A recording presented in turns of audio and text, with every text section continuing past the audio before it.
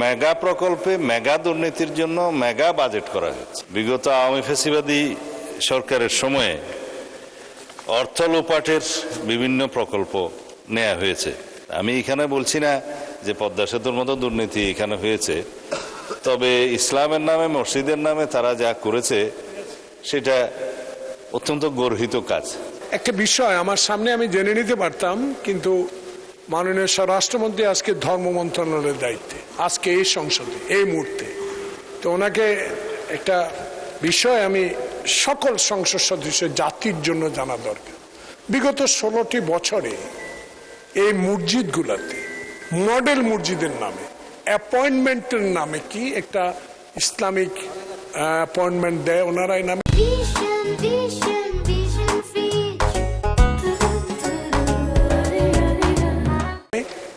13 কোটি টাকার budget model মসজিদের জন্য 21 কোটি টাকা পর্যন্ত হয়েছে। তার উদাহরণ আমার নির্বাচনে, তখন আমি বিরোধী দল এমপি ছিলাম।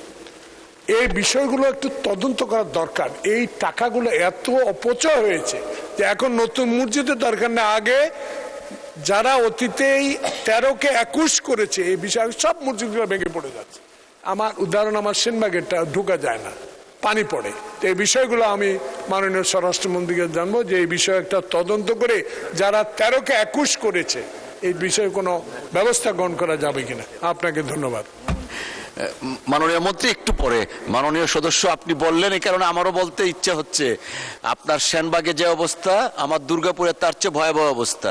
সামনে বিরাট বড় একটা পুকুর, এর পিছনে মডেল মসজিদ, একটা ব্রিজ করে মডেল মসজিদে যেতে হবে। ওই স্থানীয় লোকজন নাম দিয়েছে তাজমহল। মাননীয় মন্ত্রী, মানে স্পিকার কি বললেন লাস্টে? স্থানীয় লোকজন, যেহেতু মসজিদের সামনে বিরাট বড় পুকুর, তাজমহলের দৃশ্যটা যেমন পানির সামনে বা পিছনে একটা আছে, ওইটা ওই রকম নাম দিয়েছে যে এটা দুর্গাপুরের তাজমহল। মসজিদের সামনে বিশাল আকারে পুকুর। এখন এইটাতে ঢুকতে গেলে আপনার ব্রিজ করতে হবে আর কি, মসজিদ আর ব্যবহার করা যাচ্ছে না, এই জন্য নাম দিয়েছে তাজমহল। ধন্যবাদ মাননীয় স্পিকার। মাননীয় সদস্য জনাব জালানাউদ্দিন ফারুক, ইনি অত্যন্ত প্রবীণ সংসদ সদস্য, ওনার অভিজ্ঞতা অনেক বেশি। তিনি যেই প্রশ্নটা করেছেন এটা সর্বক্ষেত্রেই বলা যায় প্রযোজ্য। বিগত আওয়ামী ফ্যাসিবাদী সরকারের সময়ে অর্থ লোপাটের বিভিন্ন প্রকল্প নেওয়া হয়েছে। আমি এখানে বলছি না যে পদ্মা সেতুর মতো দুর্নীতি এখানে হয়েছে, তবে ইসলামের নামে মসজিদের নামে তারা যা করেছে সেটা অত্যন্ত গর্হিত কাজ। মডেল মসজিদ অবশ্যই ভালো উদ্যোগ, কিন্তু এই মডেল মসজিদ নির্মাণের জন্য প্রকল্প ব্যয় প্রাক্কলন সেটা যথাযথ হয়েছে কিনা এটা একটা খুবই যুক্তিসঙ্গত প্রশ্ন। 13 কোটি ব্যয় 21 কোটিতে বৃদ্ধি হয়েছে।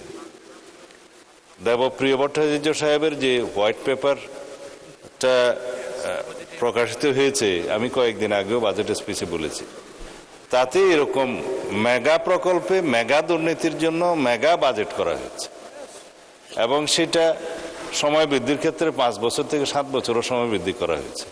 আর প্রাক্কলিত ব্যয় কয়েক গুণ বৃদ্ধি করা হয়েছে।